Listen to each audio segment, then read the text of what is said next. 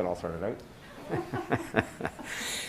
Well, good afternoon and welcome to the City of Toronto's COVID-19 media briefing for Wednesday, April the 7th, 2021. Joining us today is Toronto Mayor John Tory, Toronto's Medical Officer of Health, Dr. Eileen de Villa, and Toronto Fire Chief and General Manager of the Office of Emergency Management, Matthew Pegg. Mayor Tory? Well, Brad, thank you and good afternoon. Our Team Toronto approach to the COVID-19 vaccine rollout has led to more than 636,718 doses being administered so far. We are the first region in Ontario to administer more than 600,000 doses, and I'm confident we're on track to be the first, as soon as the current supply allows, to provide for 1 million doses. Toronto alone has vaccinated more people than have been vaccinated in York Region, Peel Region, and Ottawa combined. More than 150,000 people have already registered to get their vaccine at a city-run clinic. On top of that, many more have signed up with hospital and healthcare partners. Almost 75,000 people have registered to get vaccinated since the province agreed to our request to lower the age of eligibility to 60. Throughout the Easter long weekend, our clinics were over 90% booked each and every day. I continue to urge all residents who are eligible to get vaccinated, please. The stories we've heard from doctors in recent days of people suffering and dying from COVID-19 are heartbreaking, as has been the case with the more than 2,800 people that we have lost in the City of Toronto alone since this pandemic began. The virus is real, and the variants are raging right now. The vaccines, any of them, will help protect you and your loved ones. So please get informed, please get registered, and please get vaccinated. Go to toronto.ca/COVID-19 or call 1-888-999-6488 to book your appointment today. I want to thank Premier Ford and the provincial government for moving ahead today with further public health measures to help put down the third wave that is currently raging. These decisions are difficult and require courage. As you know, I said last week that as mayor, I would support a stay-at-home order and tighter capacity restrictions if public health officials recommended them. I welcome the fact that the measures announced today do try to address some of the unfairness that has existed as between small business owners and big box stores being able to sell non-essential items over the past number of months. Also, I support the suspension of residential evictions that the Premier announced today, as I have done over prior months. This is also the right thing to do. And it is clear that the province shares our focus on getting vaccines to hotspots where they're needed. This shutdown is province-wide, and we know consistency is needed in order to ensure that we can stop the virus everywhere. Now all we have to do is to do our part and to stay home as much as possible and continue to wear our masks and not socialize with people we don't live with and the rules that people are very familiar with. During this shutdown, we are racing to get people vaccinated as much as we can with the supply that's provided and available to us. I have asked our public health officials and city staff to work with our hospital and healthcare partners to develop a Phase 2 plan which will ensure that our Team Toronto approach to vaccinations continues and increases in effectiveness. The objectives are simple. 1, continue our coordinated Team Toronto effort involving everyone who is providing vaccines to people in the City of Toronto. 2, use every dose as fast as possible. 3, make sure we are doing all that we can to vaccinate our vulnerable residents, especially essential workers, where many of them live, namely in hotspot neighborhoods.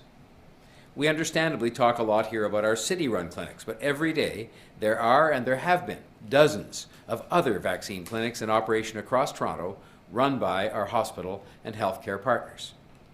Our public health officials have been clear that we must all focus our efforts on hotspot neighborhoods in our city, and the easiest way for people to understand that and to access a vaccination is by postal code. So we are working with the hospitals and other healthcare teams and with our own city teams to operate more mobile and pop-up vaccine sites in hotspot neighborhoods as soon as possible. We have to get shots in arms in areas where they're needed the most. We're announcing today that Toronto Public Health has worked with our hospital partners to ramp up our vaccination efforts in these hotspot areas. There's an absolute need to vaccinate essential workers, And this plan will ensure that we bring vaccines to the 111 neighborhoods that we know are COVID-19 hotspots and where essential workers and their families live. Ontario health teams and hospital mobile clinics and pop-ups will be vaccinating people 18 and older in these neighborhoods identified by their postal codes. The combination of age and postal code will determine eligibility for a vaccine. Some hospitals already have this work underway, and I encourage people who are eligible based on age and postal code to get vaccinated right now. It's never too soon. We've been working with the province to lower the age of eligibility further down in these hotspot areas, and so today's announcement is welcome. Public Health is also working with hospitals to establish essential workplace on-site clinics. We would start with piloting at 2 locations that would be focused on vaccinating not only the on-site workers in those workplaces, but also people who live or work in the area surrounding the workplace. Our work and outreach into communities is based on the backbone represented by the city's vaccine sites. We have an excellent system in place right now where anyone who is eligible can register and get an appointment at the city-run vaccination sites. We have 3 more clinics opening next week, which we expect will be popular local options for local residents, just as the recently opened sites have been. Starting Friday, residents 50 and older in high-risk areas, as identified again by postal code, will be able to book vaccine appointments at the city-run clinics. And of course, all of those 60 and above who've been able to register at those clinics for some time will be able to continue to do so. If people can go to these clinics, they should, if they possibly can, and they will get excellent care from our staff as they get their COVID-19 vaccination. But, as we always knew we would have to, we are expanding the system so that we can take vaccines directly to people who need them and, as often as not, may not come to us. These mobile and pop-up teams and hospital clinics also provide first-class care. And they are committed to getting the vaccine where it is needed the most, in the arms of our most vulnerable residents in those hotspot neighborhoods. Our public health officials have been very clear that we must get the vaccine to the neighborhoods that need it the most, and that this data-driven approach will ensure that we get essential workers and their families vaccinated. We're going to take vaccines to the neighborhoods where essential workers live and where they work, and it is my hope that we'll see the success of this strategy and its expansion in the coming weeks, thanks to vaccine supply, which is a necessary prerequisite of this, and thanks to the ongoing support of our healthcare and hospital partners and the province. And I want to at this juncture, because when you ask for these plans and they get put together as quickly as has been the case, it takes a lot of work by a lot of people under the leadership of both Dr. de Villa and Chief Pegg, and I want to thank them and their teams for putting together this expansion of our plans into these hotspot neighborhoods so that we can take the vaccines where they're needed the most. I know that the latest shutdown, if you want to call it that, is not what anyone wanted to go through again. We're working harder every single day, as I've tried to evidence today, to get these vaccines into the arms of those who need them the most. This effort will continue throughout the shutdown, and I'm confident it will allow us to emerge and avoid further shutdowns and lockdowns over the course of the summer. That's what this is all about. We stay home now, we go and get vaccinated now, we save lives, we save our summer, and much, much more than our summer. We save socially, we save economically. We have benefits right across the board if we can do that now. Stay home and get vaccinated. We get more people, essentially, and especially our essential workers, vaccinated now. We save lives. We save jobs. We save the summer. We save economic damage, further economic damage. I'm confident that the steps announced today in the vaccination area, together with the provincial actions undertaken today, will move us in the right direction of those goals, starting right away. And I thank you in advance for your anticipated cooperation, both in following the public health measures and in arranging to get yourself and to get your family and your friends vaccinated as soon as you are eligible. I'd now like to ask Dr. de Villa to offer her remarks for today.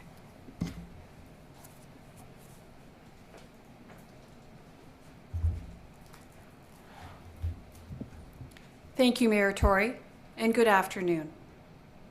Today, I am reporting 1,173 new cases of COVID-19. 33 new admissions bring the number of people in hospital to 426. 65 people are in the ICU. And sadly, I'm reporting 4 more deaths to COVID-19. The current number of cases screened positive for variants of concern is 10,382. From last Thursday and through today, we have seen almost 7,000 new cases of COVID-19. Today, the Premier announced further public health measures in Ontario. I support any and all solutions that achieve the objective of measurably weakening the disruption that COVID-19 is forcing in all our communities. Our job now is to respect and follow those measures. We do not have enough time, nor do we have enough vaccine to vaccinate our way out of this third wave. While we move forward with vaccinations, the success of public health measures lies in the extent to which we adhere to them and keep our distance. That I am reporting nearly 7,000 cases in 7 days says more about the threat we face than anything I might describe. Toronto Public Health continues to work with our healthcare partners, as you've just heard, across the city on ways to deliver vaccines to create the largest possible benefit for the greatest number of people. Our plan, which we developed jointly, will see the continued operation of the immunization clinics that provide vaccines under the parameters of the provincial framework. At the same time, we are creating opportunities to widen vaccine access for high-risk neighborhoods by taking vaccines to them through expanded pop-up and mobile clinics. These neighborhoods were identified by the province using data, including infection and hospitalization rates for COVID-19 and other factors, including racialization, income, and quality of housing. And Toronto neighborhoods have had vastly different experiences with COVID-19. Last week, one Toronto neighborhood within a hotspot had a weekly incidence rate of 682 cases per 100,000 population.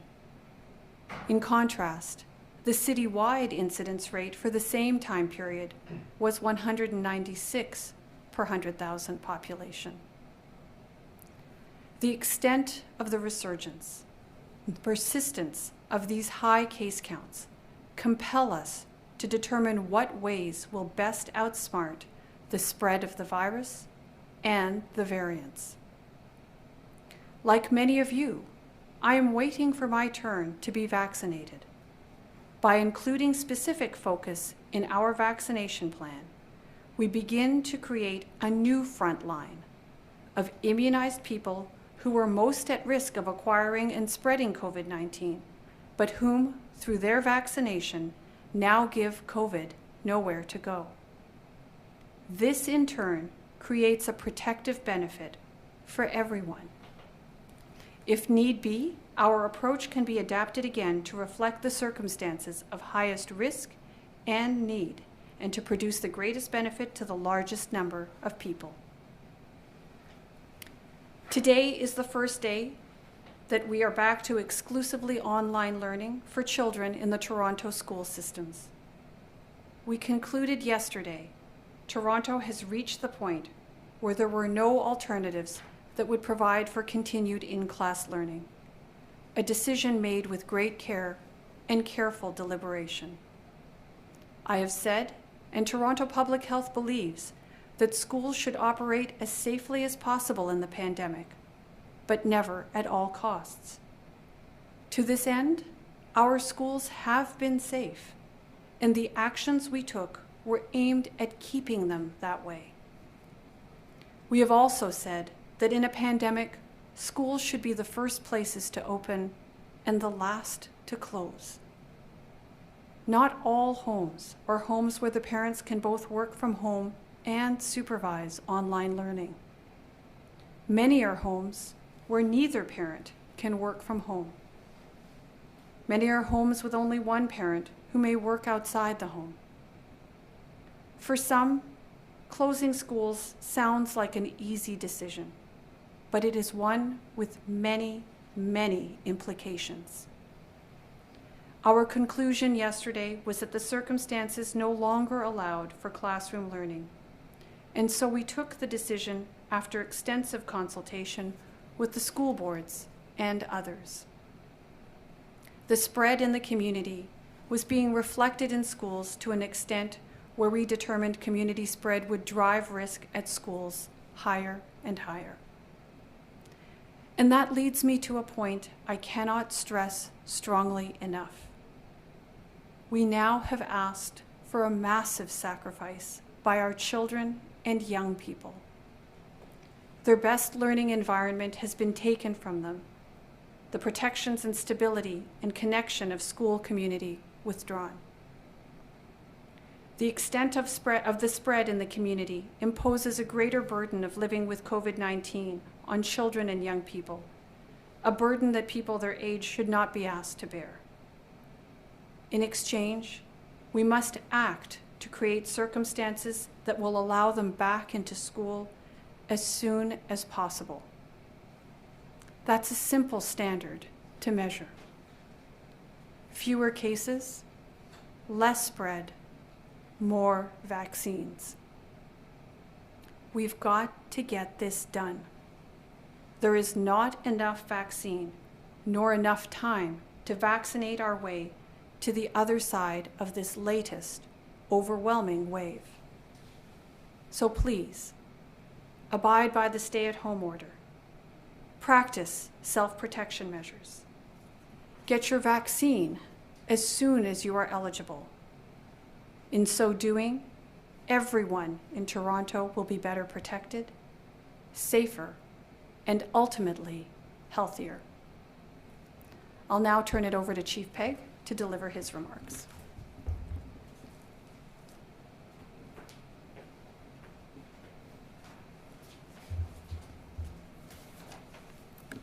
Thank you, Dr. de Villa. On Monday morning this week, we opened the 6th city-operated COVID-19 vaccine clinic inside the hangar in Downsview Park. When operating at full capacity, this vaccine clinic includes 40 immunizers and a full complement of staff supporting efficient and effective operations. As a reminder, the City of Toronto is currently operating 6 COVID-19 vaccine clinics. These clinics are located inside the Metro Toronto Convention Centre, the Toronto Congress Centre, the Scarborough Town Centre, Mitchell Field Arena, the Malvern Community Recreation Centre, and the hangar in Downsview Park. All 6 of these clinics are open 7 days per week, with appointments available between 11 a.m. and 8 p.m. daily. In designing and operating our city-operated clinics, we continue to prioritize a safe, efficient, and effective client experience. Wait times for those who arrive shortly before their scheduled appointment in a city-operated clinic are very short, with most people not having to wait long at all. In fact, the majority of people are checked in, vaccinated, and checked out of the clinic in about 30 minutes. Our immunization task force continues to be focused on vaccinating as many people as possible, as quickly as possible. This is a goal supported by our Team Toronto partners, including the City of Toronto, Ontario Health Teams, hospitals, pharmacies, and primary care physicians, all of whom are working in collaboration to maximize vaccine rollout across Toronto, including supporting mobile clinics as part of Phase 2, as announced today. In that spirit, I'm pleased to confirm that we will open the final 3 city-operated vaccine clinics at 11 a.m. on Monday, April 12th. These clinics are located inside the Cloverdale Mall, inside the North Toronto Memorial Community Centre, and inside the Carmine Stefano Community Centre. Community interest in these new clinics is very high, with all 3 being nearly fully booked for the first few days of operation. As of Monday, this brings the total number of city-operated vaccine clinics to 9. Anyone who was born in 1961 or earlier can book their appointment to receive their COVID-19 vaccine by accessing the online booking system, which is available at toronto.ca/COVID-19. Or, if you were born in 1961 or earlier and would prefer to book by phone, please call 1-888-999-6488. Please do not contact 311 nor Toronto Public Health for assistance in booking your COVID-19 vaccination appointment, as our staff are not able to access the COVAX system on your behalf. Please continue to monitor toronto.ca/COVID-19 for the most up-to-date information on immunizations in Toronto. Thank you. Thank you, Chief. Before we go to questions, just a reminder to reporters to please unmute yourself before asking your question, and we'll go first to Brian Passafume from the Toronto Sun. Go ahead, Brian. Hi, good afternoon, everybody. First question is, last month the city announced a $5 million RFP to create a mobile vaccination program. In terms of what was announced today by Premier Ford, what is the progress of the city's efforts in that regard, and how do those efforts fit in with the province's plans?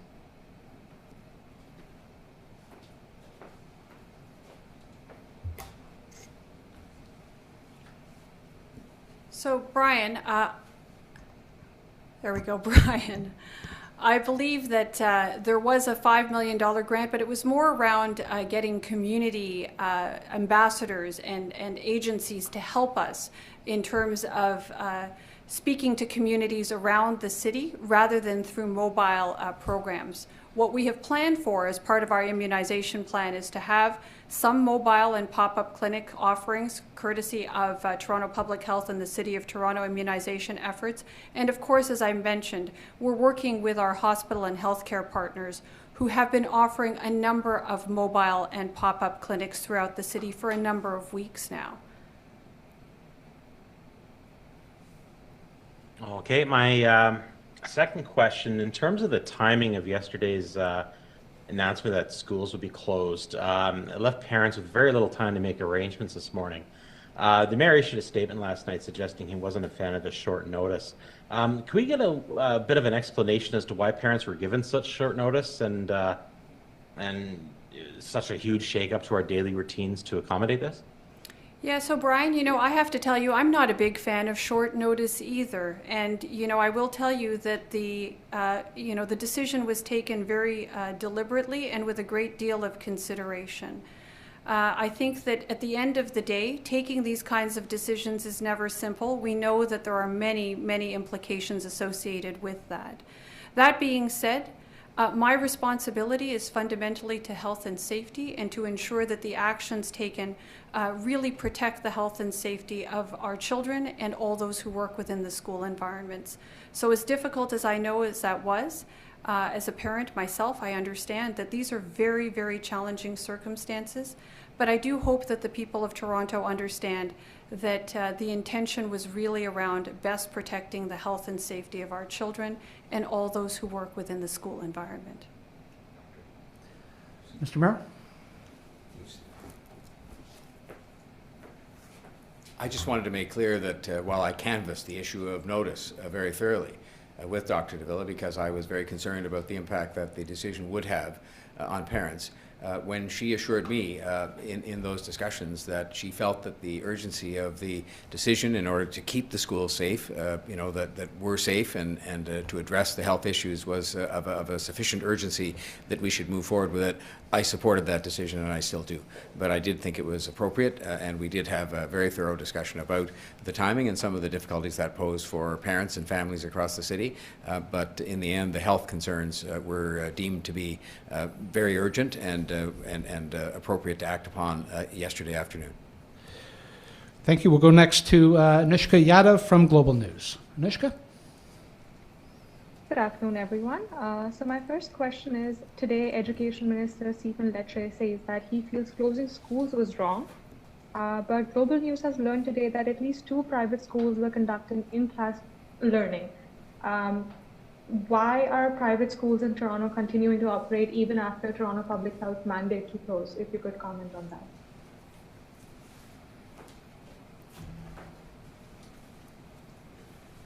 So thank you for the question. That's certainly the first I've heard of that.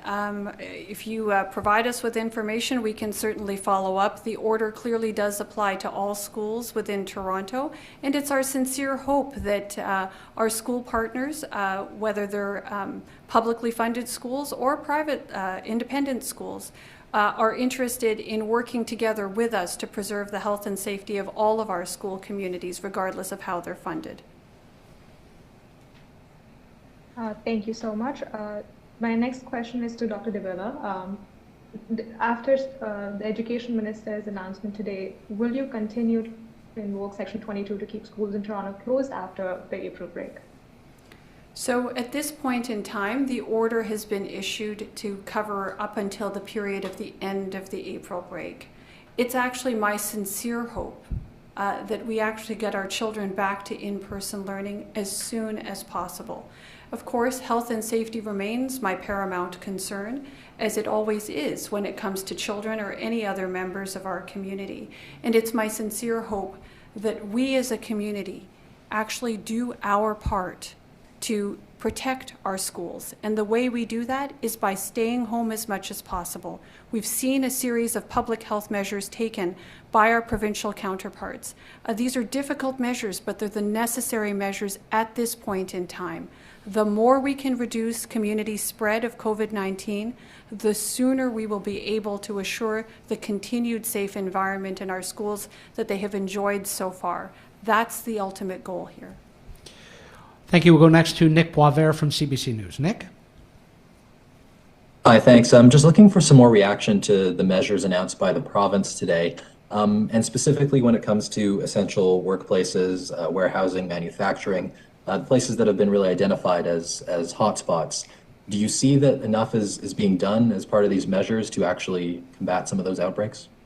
So, Nick, I'll be quite upfront. I haven't had a great deal of time to really look into what measures have been announced in great detail. I'm certainly pleased to see that measures have been taken on several different fronts to control community spread and to do the best we can to mitigate the impact of this current wave that we're facing. So I think to that end, it's beholden on all of us as members of communities all around this province, but I speak specifically to the residents of Toronto, to continue to really do the best you can, to practice those measures for self-protection, to abide by the measures that have been put forth thus far, to get your vaccine as soon as you're eligible, because this is what will protect us all, and it's what will get us to the other side of this pandemic in the most expeditious way possible. And for people who are 18 and above in some of those hotspots that have been identified, can you give them a timeline as to when they could expect to actually go and get a shot?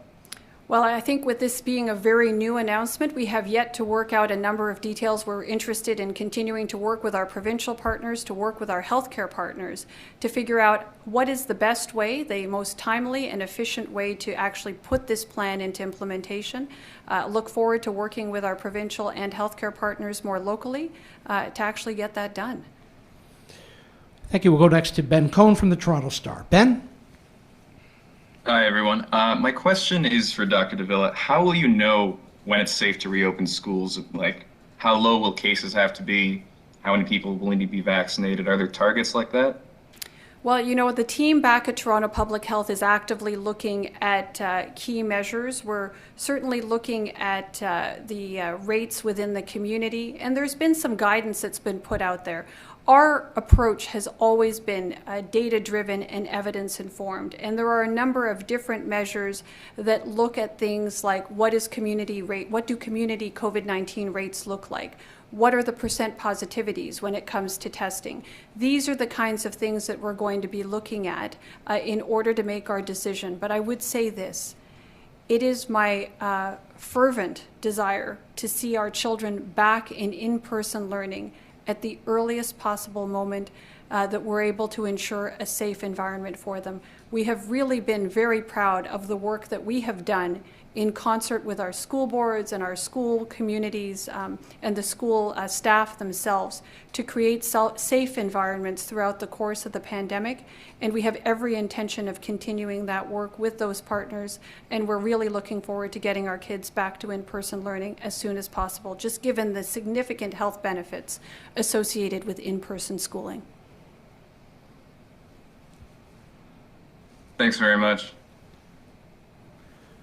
Follow up, Ben? No? No, I'm all right. Thank you. Okay, thank you. We'll go next to Denise Peglinawan from the Canadian Press. Go ahead, Denise. Hi, this question, I don't know, anyone can answer this.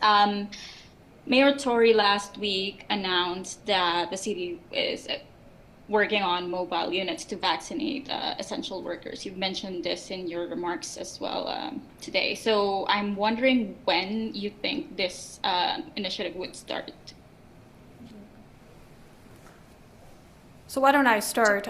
We don't have a specific date quite yet. This is something that we're working through with our healthcare partners. As you can well imagine, there are some logistics involved here, making sure that all the pieces are in place. You have to think about, immunizers, vaccine supply, make sure you've got appropriate transportation for that. And of course, you want the opportunity to ensure that the workers understand when is the clinic coming so that they can plan for themselves, some information to go out in advance so they understand the nature of the vaccine and the benefits that the vaccine will confer.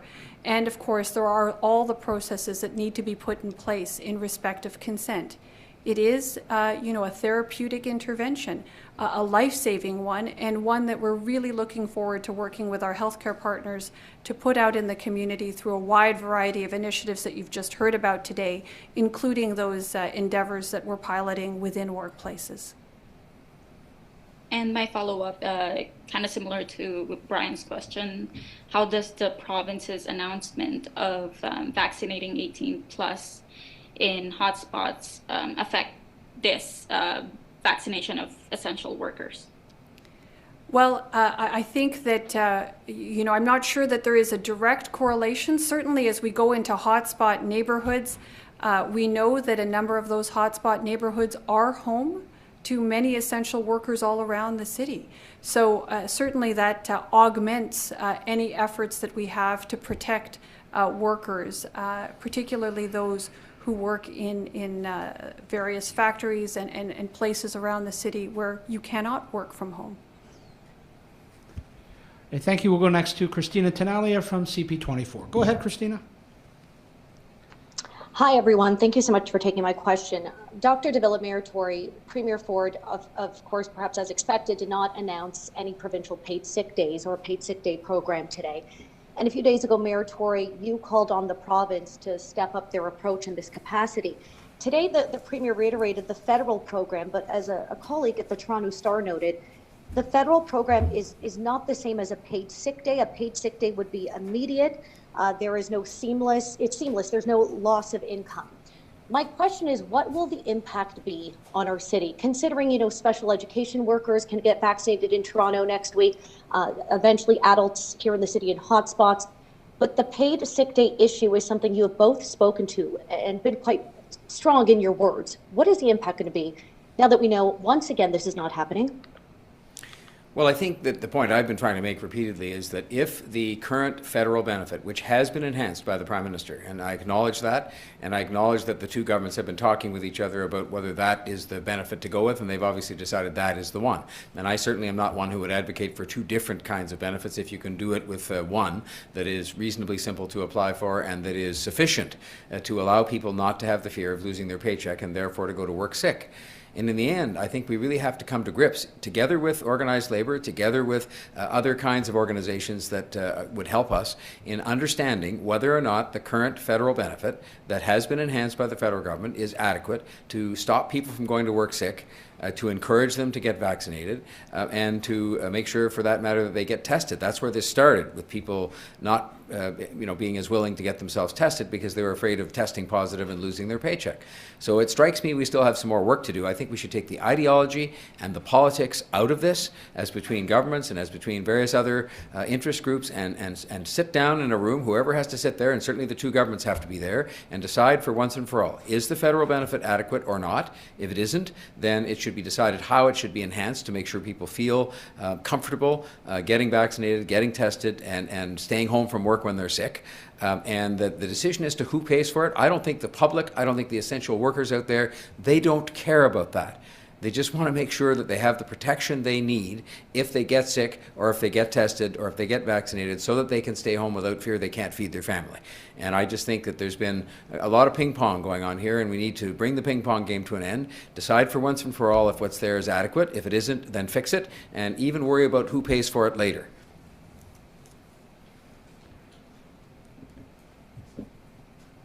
Dr. de Villa, could you comment on this? Certainly, and I can comment on it. Now, sorry about that. I didn't see you coming to the microphone. I mean, are you concerned that cases will, you said a few days ago things are horrific. Will things get more out of control, considering there are no paid sick days for workers in this city and in this province provincially? Well, any measure that actually supports people to do the right thing in these circumstances would certainly be helpful. And we've seen a number of measures taken today to try to help people maintain distance as much as possible. At the end of the day, we know that people also have to participate actively in those measures, seeking to stay at home wherever possible. I, of course, would like to see paid sick days, even on a temporary basis, to get us through this pandemic, because we know when people stay home when they're supposed to, when they're sick, that actually helps to reduce transmission of COVID-19. That being said, we've got a number of measures that have been put forth today that are aimed towards creating environments that support the right behaviors. I think this is a good thing. And as the Mayor said, there's an opportunity yet for the different levels of government to come together around a table and have what I hope would be very constructive discussions around this important issue of paid sick days, even if done on a temporary basis. Thank you. We'll go next to Dave Ryder from the Toronto Star. Dave? Hi, all. Thanks for taking this. I just want to drill down on some of the previous questions and try to understand the logistics of, you've got a certain number of city clinics operating with a certain amount of supply, and you've got more clinics operating, yet you're going to do this whole other endeavor where everybody over the age of 18 in a whole bunch of neighborhoods is going to get vaccinated. So I just want to understand that. And does that mean people who might normally get vaccinated in the second stage in the city clinics are going to have to wait a little bit because the focus and the vaccine is shifting somewhere else? So thanks, Dave, for the question. I would say this, we are just coming into this information ourselves, and so there is still quite a bit of conversation that needs to happen with provincial counterparts and, of course, with our healthcare partners who have been absolutely crucial to our vaccination efforts here in the city. So we are prepared to establish mobile clinics ourselves as the City of Toronto and Toronto Public Health. And we're certainly prepared to help augment the activities and clinics that our healthcare partners have been undertaking thus far. So lots yet to be worked out in terms of the specific details. And as you can well imagine, lots of moving parts on trying to manage a series of mobile clinics along with a series of fixed clinics.